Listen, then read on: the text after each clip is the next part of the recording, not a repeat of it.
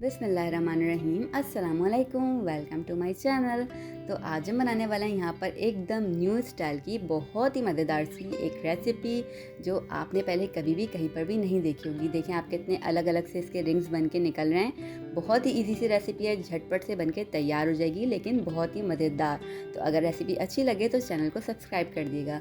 यहाँ पर मैंने शामिल कर दिया है 50 ml मिल्क। ये वार्म मिल्क है, जो नीम गर्म दूध होता है उसका हमने इस्तेमाल करना है, फ्रेश का दूध हमने शामिल नहीं करना है। उसके बाद यहाँ पर मेरे पास है 1 टेबलस्पून शुगर, जो घर में नॉर्मल मौजूद होती है, बस वो शामिल कर दिया है, 1 खाने का चम्मच। साथ ही साथ यहाँ पर मेरे पास है इंस्टेंट टी का साशे। ये इजीली अवेलेबल है मार्केट में, बहुत ही सस्ता सा आराम से मिल जाता है। 1 टीस्पून ये शामिल कर देना है हमने। अच्छे से इसको मिक्स करेंगे हम। अब शामिल करी हूँ मैं इसके अंदर 1 कप ऑल पर्पस फ्लावर, यानी कि मैदा, ये शामिल कर दिया हमने। अच्छा सा इसको मिक्स करेंगे हम।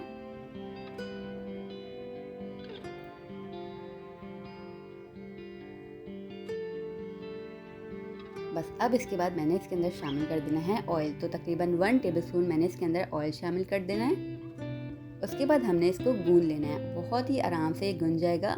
फिर भी आपको लगे कि थोड़ा सा ड्राई हो रही है तो आप मिल्क इस्तेमाल कीजिएगा, पानी हम इस्तेमाल नहीं करेंगे, ठीक है। अब देखिए यहाँ पे बहुत ही सॉफ्ट सा हमारा ये डो बन के प्रिपेयर हो गया है, बहुत ही अच्छा। बिल्कुल आप जब गूंदेंगे ना आपको फील हो रहा होगा बहुत ही ज़बरदस्त सा ये डो प्रिपेयर हुआ है। 10 मिनट के लिए हमने इसको रेस्ट पर छोड़ देना है, बस 10 मिनट के लिए। तो इसको ढककर आपने रख देना है वार्म प्लेस पर, ठीक है, ताकि इसके ऊपर कोई भी लेयर वगैरह ना आए, तो ढकना लाजमी है। 10 मिनट के लिए हमने इसको ऊपर छोड़ दिया था ढककर। अब हम निकाल लेते हैं इसको। देखें कितना अच्छा सा सॉफ्ट सा ये सेट हो गया है। अब हमने क्या करना है, यहाँ पर मैंने ले लिया 1 टेबल स्पून मैदा, यानी कि ऑल पर्पस फ्लावर, और साथ ही में मेरे पास है 1 टेबल स्पून घी। तो घी और मैदे को हमने इस तरीके से मिला लेना है, अच्छा सा मिक्स करना है, एक बैटर टाइप का हमने बना लेना है। ये दोनों का मिक्सचर हमें आगे जाकर इस्तेमाल करना है, अभी इसका काम नहीं है, लेकिन हम अभी से बना के रख रहे हैं ताकि हमारे लिए आसानी हो। बस ये यहाँ पर डन है, बस दोनों चीज़ों को आपने सिंपल सा मिला लेना है। अब चलें इसको बेल लेते हैं। 10 मिनट हो गए थे आटे को हमारे, इसको बेल लेते हैं आराम से। मैं यहाँ पर कुछ भी डस्ट नहीं करूँगी, मैदा वगैरह ये आराम से आपका चिपकेगा नहीं। आटा बहुत ही अच्छा सा आपने गूंदा हुआ होगा, बिल्कुल भी आपको परेशानी नहीं होगी। गूंदने में भी बहुत आराम से गूनेगा, क्योंकि दूध डाला हुआ है, बहुत ही सॉफ्ट सा ये आटा गूनेगा।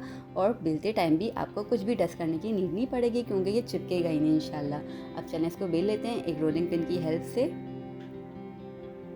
देखेंगे बहुत ही कम इंग्रेडिएंट के साथ बन के ये रेसिपी तैयार होने वाली है। बच्चों को, बड़ों को, सबको अच्छी लगेगी, इजी भी है, और अच्छी बात यह है कि बहुत ज़्यादा मज़ेदार है। शाम में भी आप खा सकते हैं इसको, और सुबह इसको नाश्ते में भी इंजॉय कर सकते हैं, बच्चों को लंच बॉक्स में भी दे सकते हैं। इसको देखिए मैं इस शेप में बेल रही हूँ।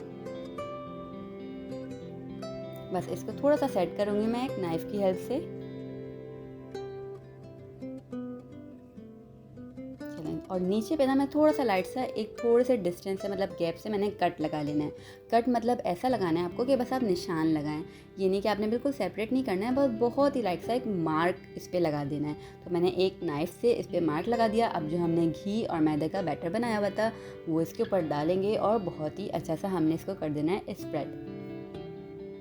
और जो पोर्शन पे मैंने कट लगा के, मतलब मार्क टाइप का लगाया था ना, उधर हमने घी और मैदे का जो बैटर है वो नहीं लगाना है, उसको हमने ऐसे ही छोड़ देना है। बस अच्छा सा इस पर घी और मैदे को स्प्रेड किया, फिर आपने इसको फोल्ड करना है अच्छे से आराम से, ठीक है। पहले आपने जैसे इसको पहली लेयर आप फोल्ड करेंगे ना, तो लाइट से आपने प्रेस कर देना है, क्योंकि इससे क्या होगा कि आपके जो बंस बन के तैयार होंगे, जो लेयर्स उसकी निकलेंगी, वो इतनी ज़्यादा अच्छी एक एक अलग अलग सी फील होगी, खुलेगी नहीं, लेकिन वैसे जब आप इसको बनाकर निकालेंगे तो वो बहुत ही ज़बरदस्त सी लेयर अलग अलग सी फील होगी।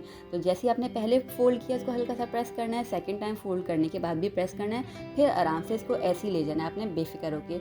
बस मार्क से पहले तक आपने इसको रोक देना है, ठीक है। जैसे मैं लेकर जा रही हूँ वैसे ही कर लेना है, बहुत ही सिंपल सा काम।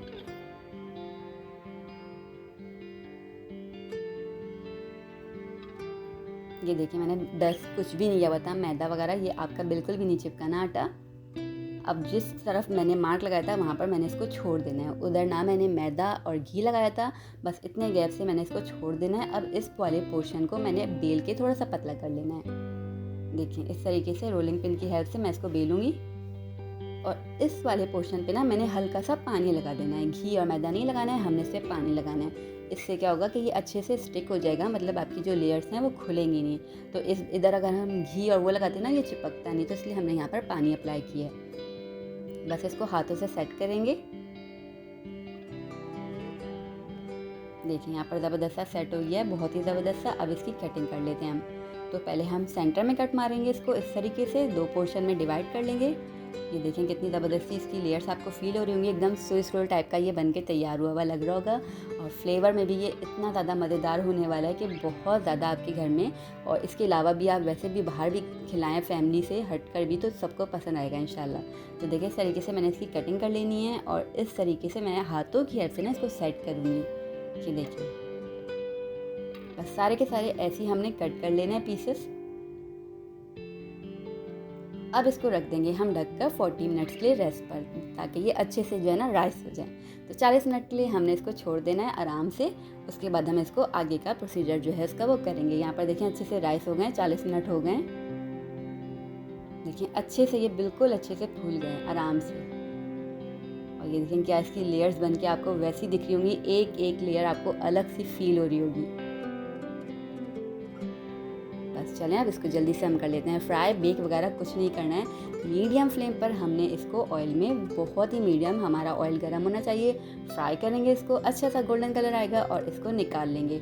अब आप देखिएगा ये इतने ज़्यादा मज़ेदार से बनके तैयार होंगे ना कि आपका दिल एक खाने के बाद तो हाथ ये नहीं कि रुक जाएगा, खाने का बार बार दिल करने वाला है इसको।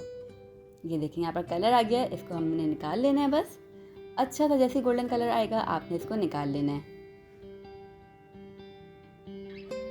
ये देखें कितना खूबसूरत से बन के तैयार हुए हैं, लग रहा है ना एकदम मज़ेदार से।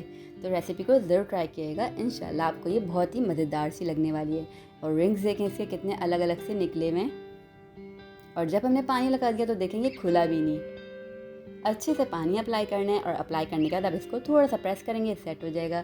रेसिपी को ट्राई कीजिएगा। हम आपसे मिलेंगे इंशाल्लाह न्यू रेसिपी के साथ न्यू वीडियो में। तब तक दुआ में याद रखिएगा, मेरी दुआ है कि अल्लाह पाक हम सबके रिज़्क़ में इजाफ़ा करे और हम सब पर अपनी नेमतों और रहमतों की बारिशों को हमेशा बरसाता रहे। इलाही आमीन। अल्लाह।